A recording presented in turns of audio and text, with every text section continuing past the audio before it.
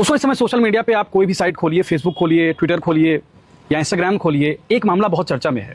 Bharat Tiwari encounter case. Bihar के भोजपुर जिले के बिलौटी गांव का ये युवक था जिसको बिहार पुलिस ने इनकाउंटर में मार दिया। क्या है मामला और क्या वाकई में भरत तिवारी भगत सिंह था?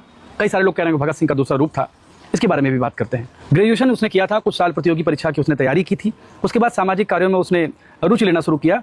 और चूंकि बिलौटी गांव ऐसा गांव है जहां लगभग बाढ़ हर साल आ जाया करती है, कई बार कई घर डूब जाया करते हैं, कई स्कूलों को नुकसान होता है, तो ये सारे मुद्दे लेकर वो प्रशासन के पास जाता था, प्रशासन से रिक्वेस्ट करता था और अपनी बात मनवाने की कोशिश करता था। ये लगातार कई फोटोज में आपको देखने को मिल जाएगा कि भरत भूषण लगातार सामाजिक कार्यों में सक्रिय था। और 15 जून को उसने फेसबुक पर एक पोस्ट लिखी।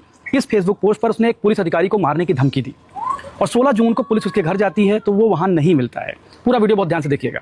17 जून को जब पुलिस वहां जाती है तो वो फेसबुक लाइव कर रहा होता है और फेसबुक लाइव के दौरान ही पुलिस उसका इनकाउंटर कर देती है।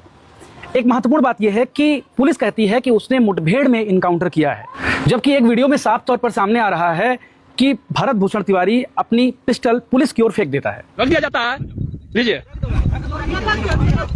भरोसा कीजिए, फालतू बोलेगा रे, क्या रख रहे हैं? और कहता है कि वो सरेंडर कर रहा है और उसके बाद पुलिस उसका इनकाउंटर कर देती है। बिहार पुलिस का तर्क है कि भरत भूषण तिवारी विक्षिप्त था, मानसिक रूप से ठीक नहीं था और मुठभेड़ में मारा गया। मेरा क्वेश्चन बिहार पुलिस से ये है कि अगर वो मानसिक रूप से विक्षिप्त था भी तो उसने जब सरेंडर किया, अपनी पिस्टल पुलिस की ओर फेंक दी, तो पुलिस ने निहत्थे व्यक्ति पर गोली क्यों चलाई? क्यों पुलिस ने उसको फर्जी इनकाउंटर में मारा? वीडियो का पहला हिस्सा यह है कि पुलिस ने निहायत ही फर्जी इनकाउंटर में इस व्यक्ति को मारा है, लेकिन दूसरा हिस्सा कुछ और बात कहता है। दूसरे हिस्से की बात करते हैं। क्या भरत भूषण तिवारी वाकई में भगत सिंह था? तो इसका उत्तर है नहीं। भरत भूषण तिवारी बिल्कुल भगत सिंह नहीं था, ना ही वो भरत सिंह की आइडियोलॉजी को इंडोर्स करता था। भरत भूषण तिवारी पहली बात तो इंडियन जो पुलिस है और भारतीय कानूनों के खिलाफ फर्जी हथियार वो रख रहा था। ये बात एकदम खुले तौर पर जाहिर थी। हालांकि सिस्टम से आहत होकर कोई युवक इस बात पर जा सकता है कि सिस्टम ने उसका इतना शोषण किया कि उसने फर्जी हथियार रख लिया, लेकिन दूसरा तर्क है कि यही भरत भूषण हिंदू राष्ट्र की भी बात करता है। बाबा बागेश्वर जो एक घटिया बाबा है, 2 कौड़ी का आदमी है, उसके हिंदू राष्ट्र की यात्रा में शामिल होने भी ये जाता है।